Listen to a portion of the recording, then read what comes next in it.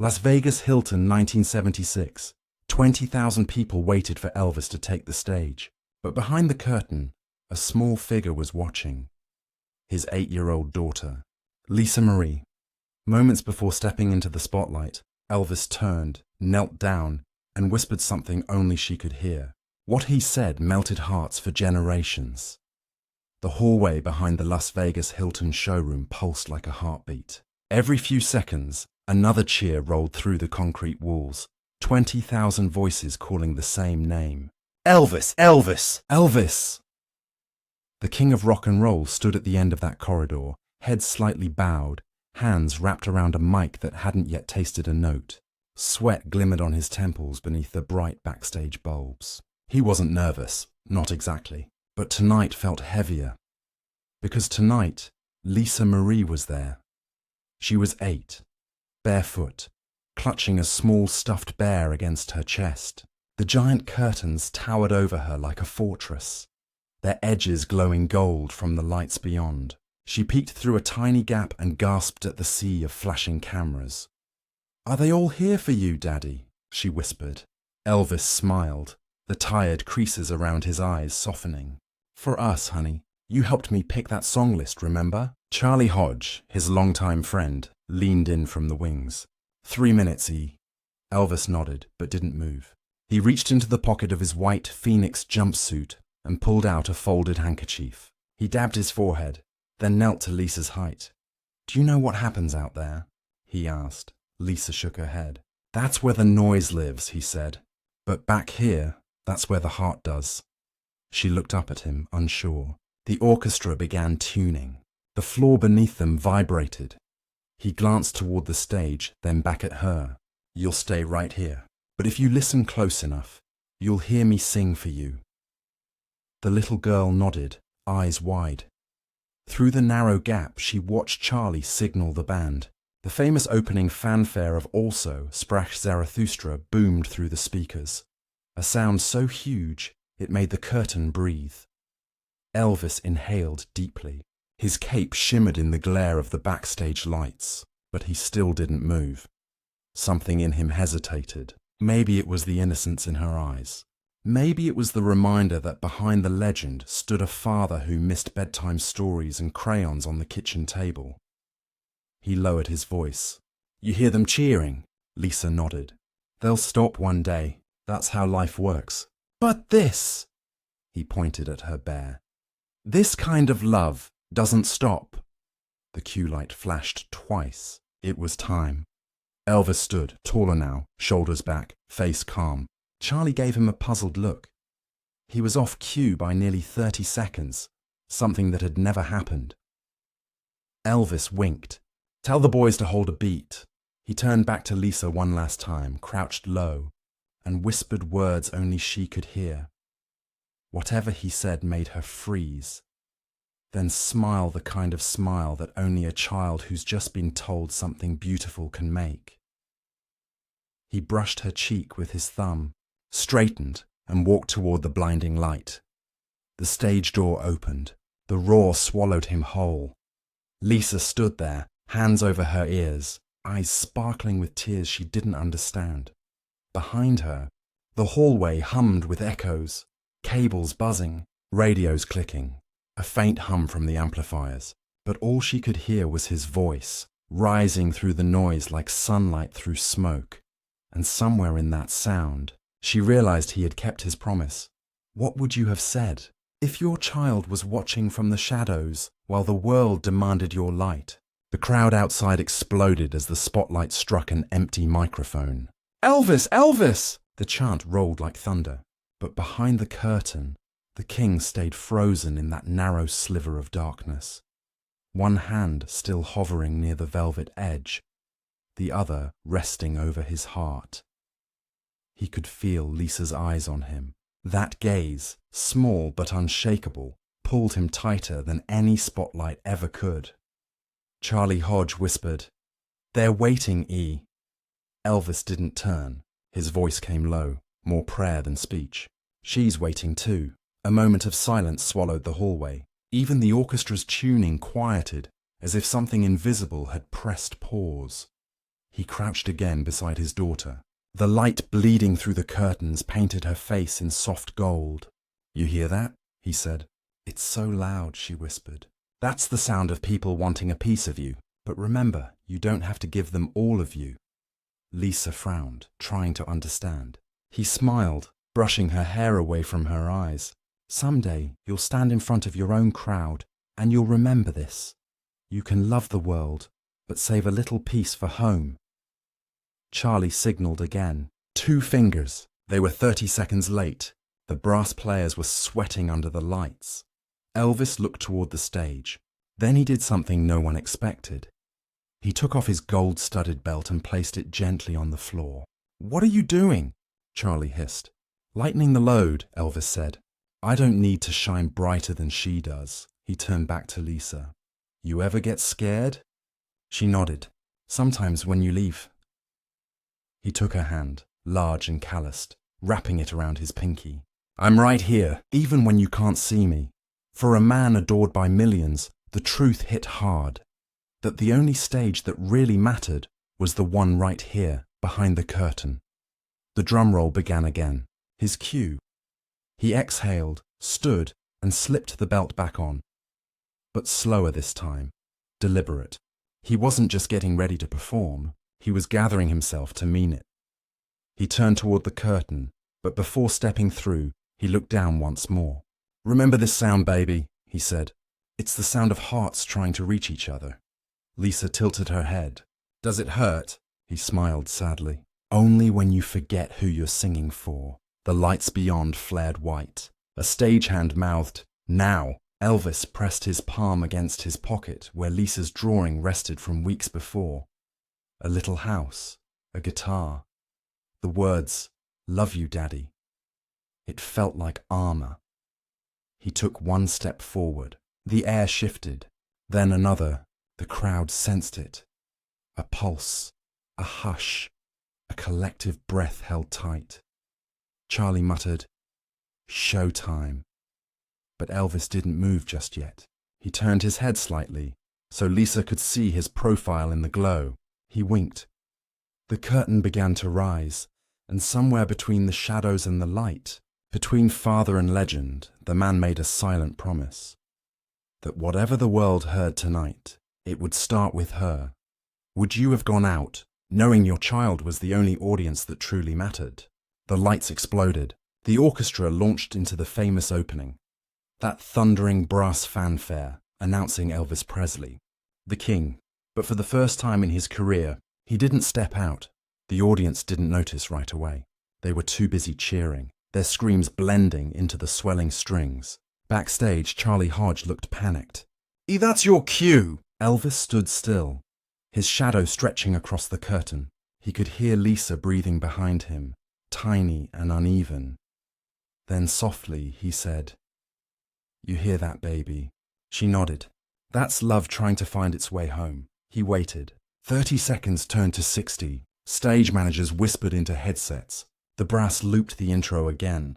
No one understood why he was holding back. Then Elvis did something no one expected. He turned to Lisa and pulled the curtain open.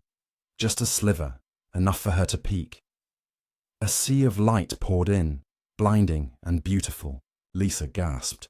"See that?" he whispered. "They came to listen, but the best thing you'll ever do is listen back." She watched the crowd, faces glowing, camera flashes strobing across the smoke. It looked endless. For a child, it was like staring into a dream she didn't fully believe was real. Then Elvis knelt, placing her hand on his chest. "Feel that?" he asked. She nodded. "That's the rhythm you follow when the world gets too loud." Charlie waved frantically. "Boss, you're a minute 30 late!" Elvis smiled without looking up. "Tell him the song's waiting on love." He stood, slowly, calmly. The brass crashed again, but he lifted his hand toward the band leader. "Hold it!" The music stopped mid-bar. The crowd froze. He leaned into the mic, still behind the curtain, and his voice came through the speakers. Soft, gravelly, human. "Folks, give me just one more second." A hush rolled through the arena. Reporters in the front row lowered their cameras. A single child's laugh carried from the balcony, echoing weirdly in the still air. Backstage, Lisa looked at him, confused. "Are they mad?" He chuckled. "No, honey, they're listening." He reached down, kissed her forehead, and whispered something she would remember for the rest of her life. "They can have the song. You keep the silence." Then he took a long breath and walked out, slow and steady, the crowd erupting as he appeared in the spotlight at last. From the shadows, Lisa watched her father, tall, radiant, unshakably calm. He looked like the king again. But now she knew something no one else did. That he had walked into that light carrying her words, her heartbeat, her love. The first notes of "You Gave Me a Mountain" filled the room. His voice came rich and cracked all at once, and though the audience couldn't see her, Lisa whispered along from behind the curtain, her tiny voice mixing with his across the distance between spotlight and shadow. The band swelled. The crowd leaned forward. 1,000 camera flashes turned the Hilton into daylight, but Elvis didn't blink. He was staring toward that narrow gap in the curtain, singing like every word was meant for one person only. He didn't sing to 20,000 that night. He sang to one, and every fan in the building felt it, even if they never knew why. If you were her, watching your father turn the world into a lullaby, what would you have felt? Pride, awe, or the quiet ache of knowing he belonged to everyone else, just for a little while? The first chord rang out like thunder. 20,000 people surged to their feet. Camera flashes scattered across the Hilton showroom like lightning in a desert storm. But through all the noise, Elvis's eyes stayed locked on that thin gap in the curtain. Behind it, Lisa stood motionless, hands clasped, bare pressed to her chest. She couldn't see his face clearly, only the shimmer of his suit under the lights. He began to sing. "You gave me a mountain." This time, his voice cracked, but he didn't hide it. He leaned into the imperfection, letting the pain bleed through the microphone. The orchestra followed him carefully, sensing something raw beneath the showmanship. Every note carried the weight of exhaustion and love colliding in one fragile sound. From her corner backstage, Lisa whispered the lyrics under her breath. She didn't know the meaning yet, but she knew the feeling. Halfway through the song, Elvis did something strange. He turned his back to the crowd. The spotlight followed instinctively, unsure why. He looked toward the curtain again, toward her. For 1 second, the arena went dead silent. Then he smiled, just slightly, and whispered a line that only the microphone caught. "This one's for you, honey," the audience gasped. The words echoed through the speakers, raw and unfiltered.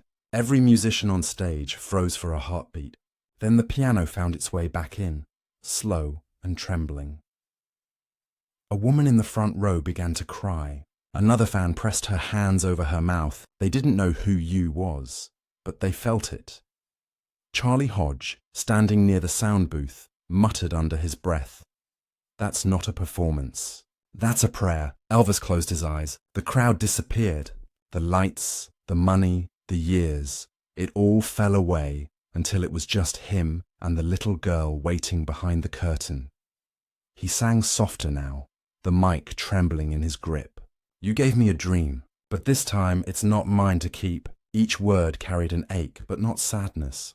Something deeper, a kind of surrender. From her hiding place, Lisa pressed her hand to her heart, mirroring him without realizing it. That connection, across the curtain, through the music, became the heartbeat of the room. When the final note came, he didn't hold it for glory. He let it fade like a prayer carried off by the wind. Then, silence, no applause yet, just the sound of a crowd holding its breath. Then, as if released from a spell, the audience erupted. Cheers, tears, a roar that could have cracked the ceiling. Elvis didn't bow. He simply looked up, whispered, "Thank you," and turned again toward the curtain. Lisa saw him lift his hand to his chest. The same gesture she'd seen before he walked on stage. He pointed toward her softly, then toward the ceiling. She didn't understand, but later she'd say, "I think he was telling me love goes both ways, up and back." In that moment, father and daughter shared something no one else could see. He stepped off stage to a wall of sound behind him, but all he heard was the echo of her tiny voice, whispering the last word of the song, and though no camera caught it, no journalist wrote it down, that whisper would follow him for the rest of his life. If love could be heard, would it sound like applause or silence? When the final ovation thundered through the Hilton, Elvis didn't raise his arms like he usually did. He simply lowered the microphone, gave a quiet nod, and walked backward into the shadows until the spotlight lost him. Behind the curtain, the roar was still deafening. Lisa had both hands clamped over her ears. Her stuffed bear slipped from her arms, landing on the carpet beside his gleaming boots. Elvis crouched, picked it up, and smiled. "You held on tight, huh?" She nodded. "You sang it just for me." He brushed her cheek with his thumb. "That's right, baby. Always for you." Charlie Hodge jogged over, towel in hand. "They're still cheering, E. You could go back for the encore." Elvis shook his head. "Not tonight," Charlie blinked. "You sure? That crowd's—" "Let 'em remember the quiet," Elvis interrupted, voice soft but firm. He turned to his daughter again. "You know what an encore is?" Lisa tilted her head. "More songs?" "Yeah," he said, smiling faintly. "But sometimes, when you've already said what your heart needed to say, silence is the encore." He carried her down the corridor toward the dressing rooms. Every step away from the stage made the applause sound farther, smaller. Sweat still dripped from his forehead, but his eyes had softened. When they reached the mirror-lined room, he set her on the counter and began wiping off his makeup. In the glass, two reflections stared back. The man the world loved, and the father who almost forgot how to be one. Lisa pointed at the streak of black liner under his eye. "You look tired, Daddy," he chuckled. "I am, but it's a good tired." She watched him fold a white scarf and place it carefully beside her bear. "Can I keep that?" she asked. He nodded. "You keep it safe, okay? It's seen a lot of songs." From the hallway came a reporter's voice. "Mr. Presley, just a quick quote about the show." Charlie leaned through the doorway. "You want me to—" Elvis waved him off. "Tell him the king's busy being a dad," Lisa giggled. "Are you in trouble?" He laughed softly. "Probably, but some trouble's worth it." He sat beside her, resting his head against the wall. For the first time that night he let himself breathe. The cheers were still echoing faintly through the vents, like distant thunder fading into peace. He looked at her again and said quietly, "One day you'll remember this, won't you?" Lisa nodded sleepily. "I'll tell everyone you sing louder when you're happy." He smiled. "Maybe, but the truth is, I only sing right when you're listening." She leaned against his shoulder. Within minutes, she was asleep, the bear tucked under her chin. Elvis sat there in the dim dressing room, the mirror lights glowing around them like tiny halos. He took a pen from the counter, tore a scrap from a set list, and wrote a single line. For Lisa, the only audience that ever mattered. He slipped the note into the bear's ribbon collar, then kissed the top of her head. Outside, the crowd still chanted his name, hoping he'd return, but the man they were calling for was already home, right there in that quiet room. If you had to choose between 1,000 voices calling your name and one whisper saying, "I love you," which would you walk toward? Years passed. The lights of the Hilton dimmed. The crowds moved on. But one story kept echoing through the halls of Graceland. The night Elvis whispered to his daughter before the world took his voice away. The people who were there still tell it like a secret.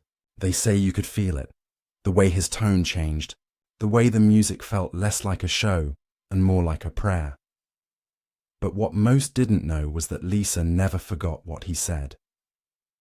In interviews decades later, she'd smile shyly and say, "I still remember Daddy kneeling beside me, the lights flashing through the curtain. He told me, no matter how loud they cheer, it'll never be louder than my love for you." Those words became more than a memory. They became his echo. After his passing in 1977, fans started leaving letters and drawings at Graceland's gate. Crayon sketches, children's notes, some signed "From Lisa, age 8, as if the world had joined in her memory. The staff called it the Whisper Wall. Inside the mansion, the framed photo of Elvis and Lisa from that tour still hung near the piano. Next to it, a small shadow box displayed her stuffed bear, its faded ribbon still tied around the neck, and tucked beneath it, that scrap of paper Elvis had written on, "For Lisa, the only audience that ever mattered." Tour guides say people stop there longer than anywhere else. Some cry, some smile through tears, others just stand in silence, listening to something only their hearts can hear. And every August, on the anniversary of his passing, fans gather at Graceland for the candlelight vigil. Among the flowers and photos, someone always places a small note that reads, "No crowd could ever drown love." The handwriting changes each year, but the message never does. That line has become part of Elvis's legend, a softer side, a reminder that behind the rhinestones and the roar of Vegas, there was a father trying to tell his little girl that fame fades, but love doesn't. In a 2003 documentary, Lisa finally said, "That whisper was everything. I think he wanted me to know that even when the world took him, I'd still have that. And maybe that's why the world still listens. Because deep down, we're all standing behind our own curtain, waiting for someone we love to turn back and remind us that we matter more than the noise." It's strange how one moment, just a few words, can ripple through decades, touching lives that never heard them firsthand. But that's what legends do. They don't just sing, they teach the world how to feel again. When you visit Graceland today, you'll see the plaque below that framed drawing. It doesn't mention awards or records. It simply reads, "Love louder than the lights." And if you listen closely, you might hear a faint echo. A father's voice carried through time, whispering to a child who became his memory. Because even after the stage lights fade, the whisper never does. And maybe that's what keeps us coming back. Not for the music, but for the reminder that real love doesn't end when the curtain falls. It just keeps whispering. If this story touched your heart, share it with someone who still keeps a quiet memory close. Because legends fade, but love, real love, outlasts the noise, the lights, and the years. Sometimes the greatest song isn't heard by millions, it's whispered to just one person.